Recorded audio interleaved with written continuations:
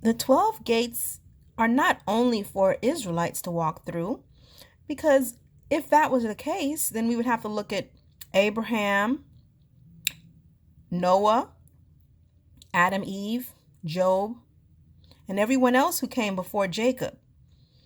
In this video, I'm going to be discussing that using video clips from Ronald Dalton from Hebrews to Negroes, as well as Thoughts Camera Action from YouTube. A few things that is not normally taught is that East Indians were kidnapped by Muslims in the 1600s. And it's called the Dutch East Indian slave ship. They were kidnapped by the Muslims. The European colonizers called Negroes and Indians, collectively Indians, a name still used today to describe Caribbean people, i.e. West Indians and East Indians, or the East Indies. The funny thing is, Negroes and Indians both come from Shem. Historically, both groups were called Ethiopian. The only distinction was the straight hair of the Indian and the curly hair of the Negro.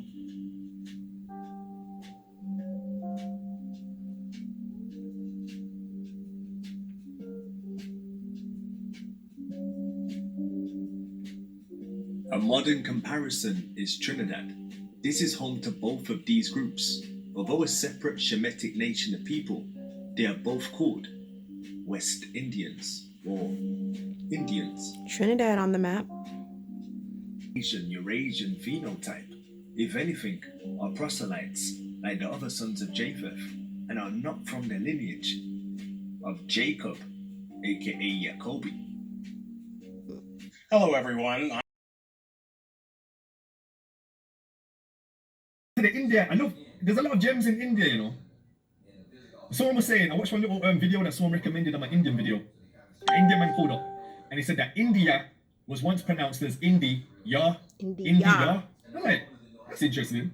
Because when you look at the Bible or the scripture or the book, you know, you have man like Obadiah, and they spell it I-A-H, yeah, Isaiah, I-A-H, Jeremiah, I-A-H, yeah. But we know that it's Jeremy, Yahoo. It's not Jeremiah, it's Yahoo. So when you look at India, yeah, you say now when it went India, it was India. I'm like, raw. I mean, I should say that because that's, you know what Jamaicans always say raw, you know, so I apologize, is what it is. But yeah, I was like, that's deep, man. That's deep. That's mind-boggling. But when you understand that, probably one of the most incredible caste systems, but this caste system was introduced not by the Indian people, them. It was introduced by a colonizer, and this is very, very interesting. So I would just say, buckle up, we're going somewhere. So you had the Dazias, which meant black skin slave, and it was an Indo-European caste system. Yeah. Then you have, so you had the Dazis, then you have like, what's it called, the Dalits. So the Dalits, which are now known as like the untouchables, but the Dalits were known as the enlightened ones. Now, if you were a Dazus, yeah, or a Dalit, you were dark skinned, bro. Like most of the high priests in India were dark. You can tell someone who was from a royal bloodline because they work with admixture. Usually someone who has admixture, like with let's just bring it closer to home. If you have a dog that's a pit bull and it's mixed, it's less valuable because it's mixed. So the usual, you know, anything that's not mixed is usually dark in appearance, you get me? Because it's not mixed, if that makes sense. So anyway, you had the Dalits then, and the Dalits were the enlightened ones. And then they become the broken people, and they became the untouchables, you know. So they were highly despised and hated. We're going to find out why they were hated and who hated them, and we're going to go on a little journey. So, like I said before, Siddhartha was a black Indian, and he taught them Kung Fu. You get me? And then, no, sorry, Bodhi Dharma taught them Kung Fu, and Siddhartha, Buddha, he taught them the Buddhism.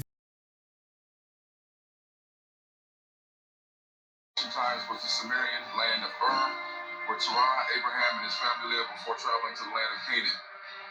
In Genesis 24, Abraham makes his servant swear an oath by putting his hand underneath Abraham's thigh, not to let his sons marry the daughters of the Canaanites. This tradition, called the Yerek oath, by touching the thigh or foot of a master was said to be common in 11th century AD in India. In India, the Hindu creator god Rama had a daughter and half-sister for his wife named Saraswati. Now this sounds like similar stories in comparison to Abraham and Sarah in the Bible, doesn't it? And Abraham said, because I thought, surely the fear of God is not in this place, and they will slay me for my wife. She is my sister. She is the daughter of my father, but not the daughter of my mother. And she became my wife. And what most people don't realize is that the answer to Abraham's ethnicity can be found in the sons of Cush and the Dravidian people of India, Sri Lanka, and South Asia. The Sumerians, which Sargon the Great referred to as Sag-Gig-God, or the black-headed peoples. The cities of Mesopotamia were Babel, Erech, Akkad, Calneh, and Nineveh, in the land of Shinar. The land of Ur in Iraq was cuneiform Sanskrit, similar to the cuneiform Sanskrit writing scholars see today in the Dravidian language, Telugu, Kannada, Tamil, and Malayalam. But how can this be? Isn't Arabic closer to Abraham's language? Are the people of Iraq today, the Chaldean Christian Iraqis and Muslim Iraqis, the descendants of Abraham? In all actuality, the answer is no. Before Arabic, Aramaic, and Paleo-Hebrew, cuneiform script was being used in the land of Ur, the land of Terah, Abraham's father. Cuneiform Sanskrit today is the parent of all the languages in India, especially the Indian Dravidian language Tamil.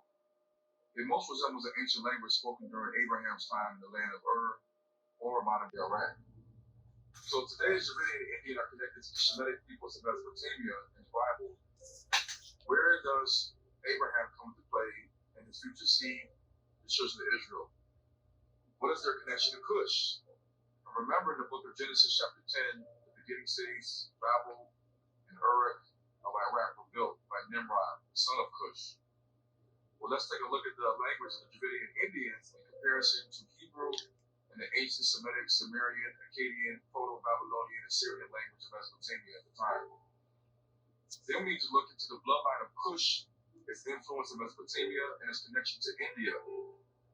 Then we can conclude that the early Hebrew forefathers, meaning Peleg, Ru, Serug, Nahor, Terah, and Abraham, were a mixture of Shem and a little bit of Cush. This is one of many pieces of evidence that can be used to prove that the 12 tribes of Israel were not white-skinned people.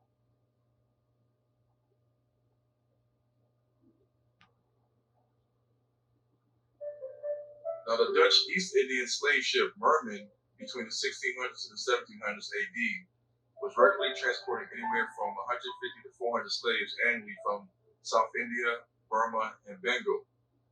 The Dutch seized Portuguese settlements on the Malabar coast in India in the mid-1600s, and because of this, a large number of slaves were sent to the Indian state of Kerala, to Batavia, which is in Java, Indonesia, Ceylon, which is Sri Lanka, Elam, and the Cape in South Africa, and elsewhere to work on plantations. Many of these so-called East Indians were kidnapped by the Muslims and sold at the city called Cochin to the Dutch slaveholders. The Arab slave trade of the East African Baptist Israelites during the 8th century shipped slaves all across the Eastern Hemisphere, including Madagascar. By the 16th century AD, the Dutch, including other European countries, got involved with the capturing of slaves from East Africa, Madagascar, the Malabar coast, the Coromandel coast, Bengal, and Indonesia. During the 18th century, a high number of slaves in indentured service were taken from India and East Africa to do slave work in the Americas, the Caribbean, and South Africa, which is called the Cape. Now, does this hint to the curses of Israel? Now, wait till you see some of the Hebrew influences in the language of these South Asian nations. The language of South India is Tamil and Malayalam, and the language of Sri Lanka is Tamil and Sinhalese.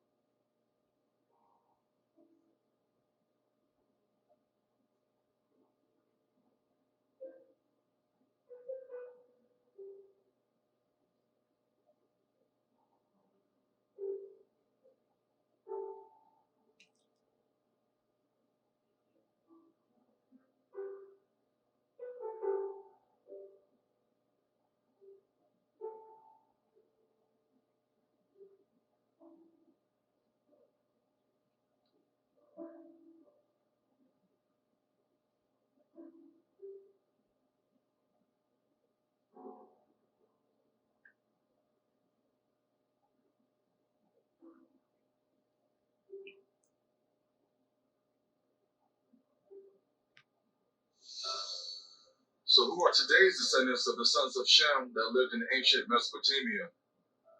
And here are two lines from the Babylonian Sumerian inscriptions of Shurappak from 2600 BC, which are found in modern-day Tel Farar in Iraq, aka the land of Ur of the Chaldees and the Sumerians.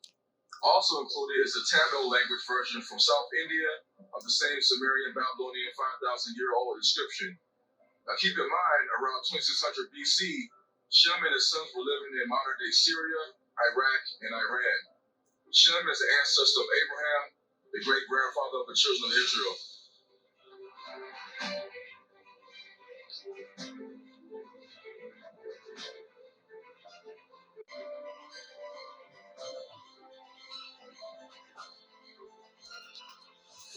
Need more proof?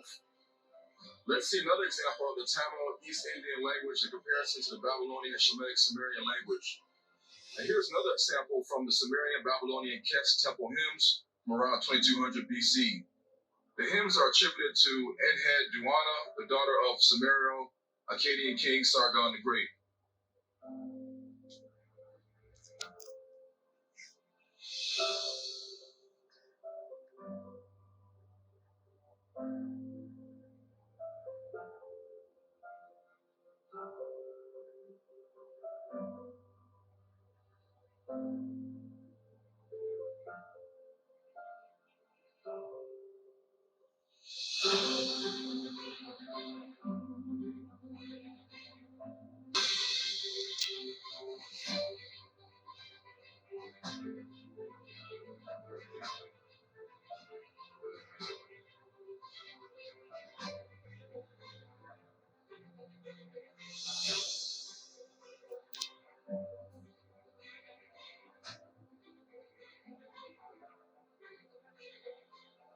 Now, this very well proves that the dark-skinned Davridian Indian people are the long-lost descendants of the ancient Semitic sons of Shem, Arphaxad, Ashur, Aram, Elam, and Lud.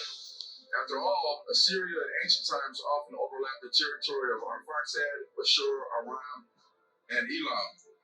Prove that the original Shemites were a people of brown skin color like the Davridian Indian also proves that Eber, Peleg, Terah, Abraham, Nahor, Haran, Isaac, Jacob, and the Hebrew Israelites in the Bible could not have been white Arabs or white Jews.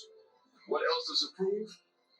It proves that the original Hebrews, the sons of Eber, were not all Negroid-looking people with tight curled woolly hair, prognathous jaws, and full lips. Why?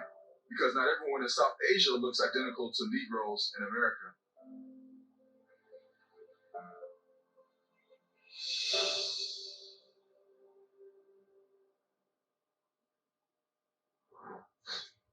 Already escaped captivity in Israel.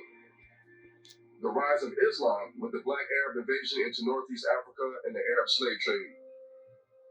Now, can we prove outside of the Bible that the Bantus Negroes lived in Israel during biblical times, eventually finding their way into Africa during the Assyrian siege, the Babylonian siege, and the Roman siege? This can be proven scientifically with archaeology combined with DNA testing. DNA of the Allura tribe, the Dogon tribe in Mali, Native American Indians, Australian Aborigines, the Dravidian Indian, the Black Arab Bedouins, the Pacific Islanders, Somalians, the Habesha people in Ethiopia, and the so-called Bantus Negro in Israel. Now, according to Israeli archaeologist Dr. Ofer Bar Yosef, British American biological forensic anthropologist Dr. skeletal finds exhibited Negroid traits, such as Ethiopic and Bushmanoid traits. The skull shape, the nose, the teeth, the prognathism of the jaw, and DNA markers found in the ancient skulls in Israel prove the ancient people living in Israel during biblical times were not a race of white Jews or white Arabs. Striking is that the maternal DNA of the Bantus Negro and its downstream branches can be seen all throughout the world in different ethnicities that claim Israelite heritage. And why is this important? Well, the maternal DNA passed from every mother to child is not influenced by who that woman marries to produce a seed, or if that seed was born out of rape from captivity. This means that no matter where the ancient Israelite women went, no matter if she birthed a child with an Israelite man or a Shemitic or Hamitic or Japhetic man, her maternal DNA would track the migration route of the Hebrew tribes. After all, the Hebrew Israelite man, woman, and child were scattered to the four corners of the earth, never to return as a reunited nation until the Messiah is coming. Now, the big question everyone wants to know is if the early Hebrews were a people mixed with Hamitic and Shemitic blood. The definition of a people with Hamitic-Shemitic group is called Afro-Asiatic. This excludes the children of Japhet or the white nations of Europe, Asia Minor, and Central Asia.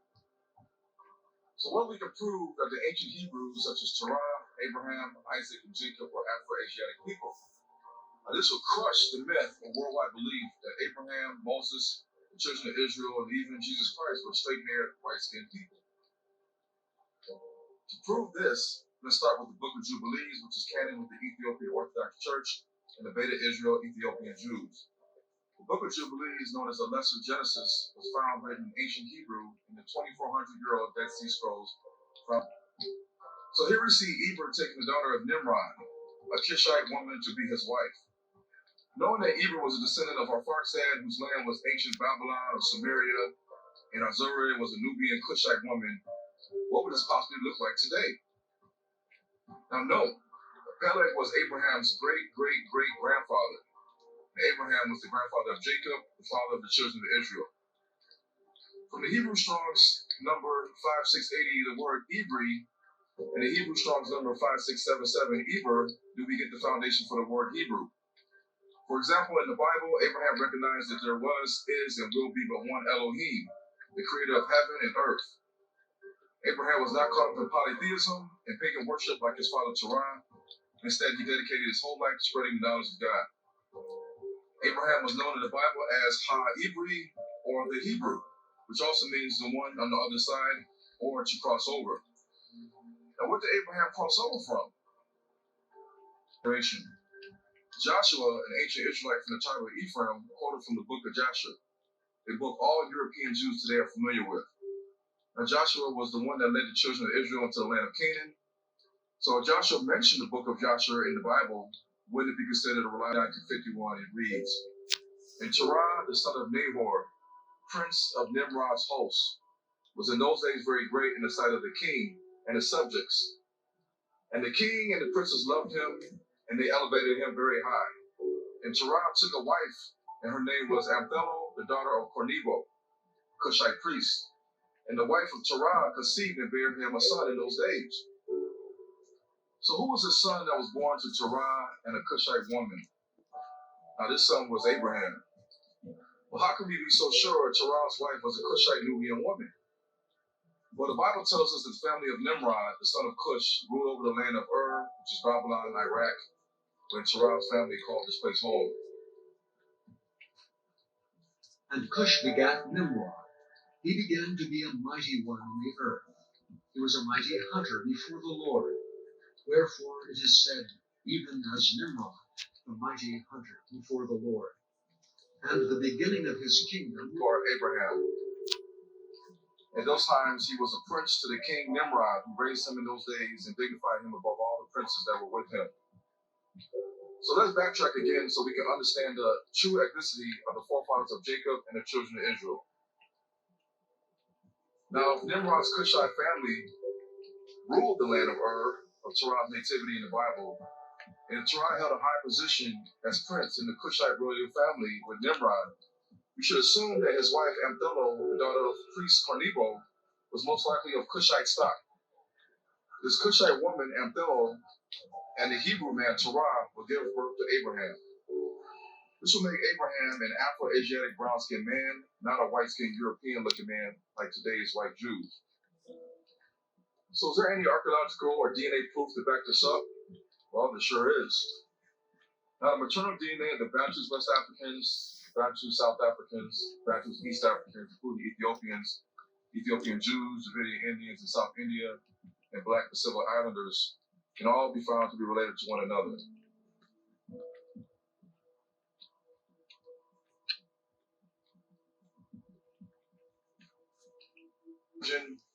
While other translations read, many assert that the Hebrews are a race of Ethiopian origins.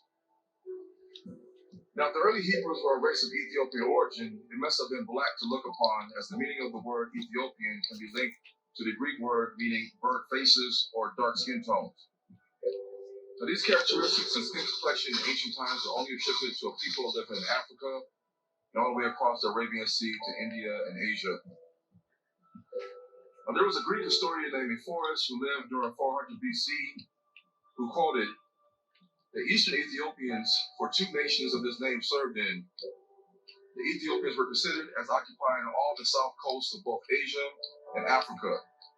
And he added that this is an ancient opinion of the Greeks. They differed in nothing from the other Ethiopians, save in their language and the character of their hair. For the Eastern Ethiopians have straight hair, while they of Libya or Africa are more woolly haired than any other people in the world. Now take this in consideration. As early as the 12th century AD, mention is made of the black Jews in southern India and the native black Semitic people they lived amongst in exile. The Gentile Jewish traveler from Spain, Benjamin of Tudela, Chronicle in India, tells how a group of Jews descended from the Assyrian exile of the 10 northern tribes made their way to Calicut, Kerala by way of Arabia, Yemen. In a Malayalam Jewish song, happens is also not very different in India and Ethiopia. So after all this evidence of the mixing of Ham seed with the descendants of Eber, isn't it interesting that Abram's name was later changed to Abraham? The Most High changed Abram's name to Abraham because he was to be the father of a multitude of nations.